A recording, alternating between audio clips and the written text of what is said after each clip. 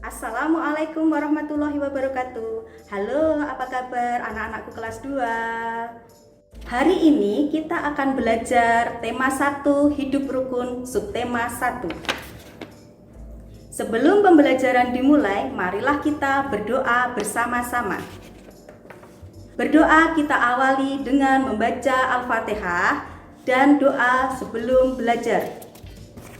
Kita mulai ya berdoanya. 1, 2, 3. A'udzu billahi minasyaitonir rajim. Bismillahirrahmanirrahim. Alhamdulillahi rabbil alamin. Ar-Rahmanir-Rahim. Maliki yaumiddin. Iyyaka na'budu wa iyyaka nasta'in. Ihdinas siratal mustaqim. Siratal ladzina an'amta 'alaihim ghairil maghdubi 'alaihim waladdallin. Amin. Sebelum pembelajaran dimulai, perkenankanlah kami guru kelas 2 untuk memperkenalkan diri. Bu Guru bernama Siti Rahmadani. Bu Guru mengampu di kelas 2 Fatonah. Halo, sekarang kenalan lagi ya sama guru kelas 2 yang lain. Nama Bu Guru, Bu Dwi Lina Wijayanti. Bu Guru biasa dipanggil Bu Dwi. Bu Dwi ngajar di kelas 2 Sidik. Selanjutnya, kalian berkenalan dengan Ibu ya. Perkenalkan, nama Ibu Pinky Alamsari. Kalian bisa memanggil Ibu dengan sebutan Ibu Pinky. Ibu Pinky mengajar di kelas 2 Amanah. Halo, selanjutnya berkenalan dengan Ibu. Nama Ibu Merina Sabanini. Biasanya Ibu dipanggil Mei. Ibu mengajar di kelas 2 Tablik A. Halo anak-anak, perkenalkan nama Ibu Bu Mustika Lintang Herninda. Kalian bisa memanggil Ibu dengan Bu Mustika. Ibu akan mengampu kalian di kelas 2 Tablik B. Terima kasih. Nah, kalian sekarang sudah kenal dengan guru kelas 2 kalian. Sebelum materi disampaikan oleh guru kelas 2, perkenankanlah Bu Dani untuk menyampaikan tujuan pembelajaran. Tujuan pembelajaran yang pertama adalah siswa menyebutkan ungkapan yang terdapat pada teks cerita dengan tepat. Yang kedua, siswa dapat menyatakan kumpulan objek dengan bilangan sampai dengan 99 dengan benar. Yang ketiga, siswa dapat membedakan panjang dan pendek bunyi pada lagu anak dengan tepat. Dan yang terakhir, yang keempat, siswa dapat menyebutkan simbol dan bunyi sila pertama Pancasila dengan benar. Nah, kita mulai dengan materi yang pertama. Materi ungkapan akan disampaikan oleh Ibu Mustika.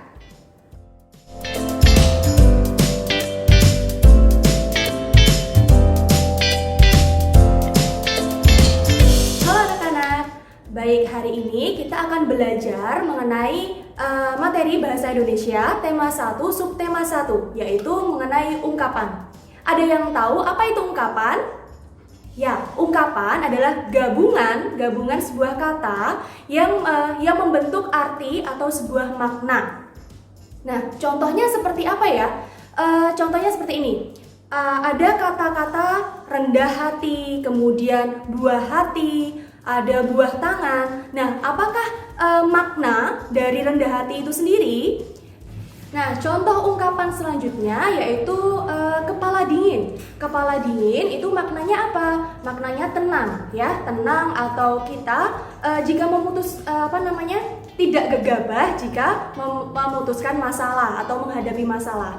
Kemudian yang ada makna lagi cepat kaki, ringan tangan, yaitu saling membantu atau suka menolong. Kemudian buah hati. Nah, buah hati itu maknanya adalah anak. Terus ada juga ungkapan lain yaitu rendah hati. Nah, rendah hati itu tidak sombong. Oke, contoh kalimatnya yang mengandung ungkapan. Yang pertama, ayah membawakan buah tangan untuk Mutiara dan Udin. Nah, maksudnya buah tangan itu apa ya? Buah tangan itu adalah oleh-oleh. Ya, seperti itu. Kemudian yang kedua, kalimat yang kedua ada Ayah dan ibu bahagia melihat buah hati mereka selalu rukun. Nah, di situ ada jadi di setiap kalimat itu mengandung ungkapan seperti itu. Baik, mungkin itu saja yang dapat Ibu sampaikan. Besok ya, ketika ada kesempatan lagi, Ibu akan lebih menjelaskan lebih banyak lagi supaya anak-anak lebih paham. Begitu. Terima kasih.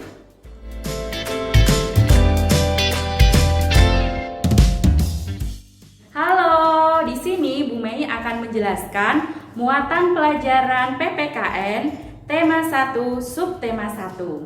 Tapi sebelumnya simak dulu, Bu Mei punya cerita. Mutiara diajak ayah pergi ke toko buku. Ayah ingin membelikan hadiah buku kepada Mutiara karena Mutiara sekarang sudah naik kelas 2. Ini adalah buku Mutiara yang dibelikan oleh ayah. Ayo lihat sampulnya gambar apa? Siapa yang bisa? Ayo jawab. Ya, gambarnya adalah burung Garuda. Burung Garuda adalah simbol atau lambang dari negara kita, negara Republik Indonesia. Lihat, coba perhatikan gambar ini ya. Di dalam tubuh burung Garuda ini terdapat 5 perisai. Baik, yang pertama ada gambar bintang emas. Yang kedua ada rantai emas. Yang ketiga ada pohon beringin. Yang keempat ada kepala banteng. Dan yang terakhir adalah padi dan kapas. Simbol-simbol ini menunjukkan sila ke-1. Sila ke-1 adalah bintang emas. Bunyinya ketuhanan yang Maha Esa. Sila yang kedua dilambangkan oleh rantai emas.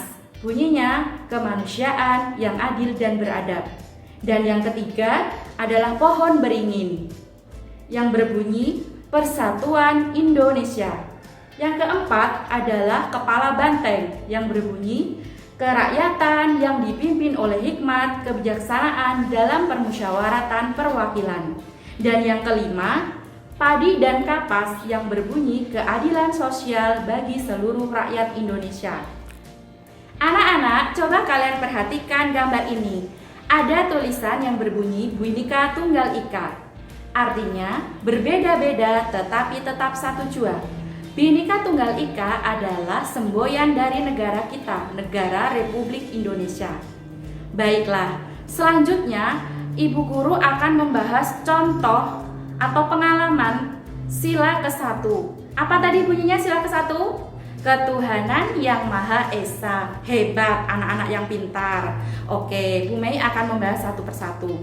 Sebelumnya Bu Mei akan bertanya dulu, siapa waktu di kelas 1 ketika mau pelajaran berdoa dulu? Tunjuk jari. Wah, banyak sekali yang tunjuk jari. Iya, waktu di kelas 1 sebelum mengikuti pelajaran kita akan berdoa terlebih dahulu. Berdoa kepada siapa, Nak? Iya, betul, berdoa kepada Allah Subhanahu wa Ta'ala atau kepada Tuhan yang Maha Esa.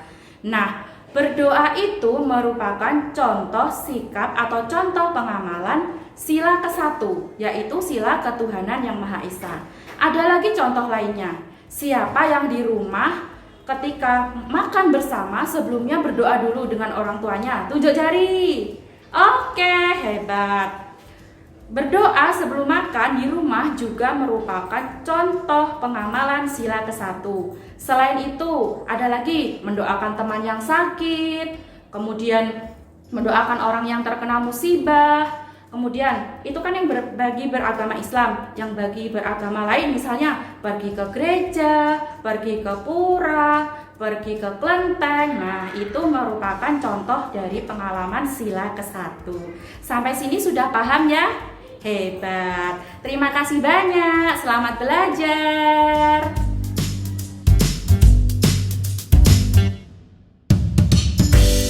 Nah, sekarang kita akan belajar di muatan pelajaran SPDP Seni Budaya dan Keterampilan. Nah, hari ini kita akan bernyanyi. Tentu saja anak-anak semua sudah pernah bernyanyi ya.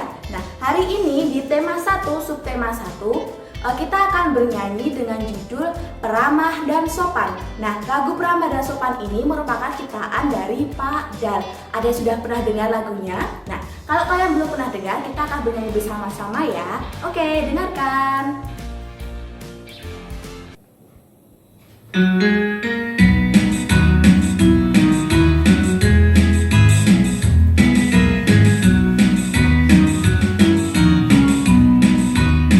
Bukannya congkak, bukannya sombong, yang disayangi handai dan pelan. Hanya anak yang tak pernah bohong, rajin belajar, peramah dan sopan.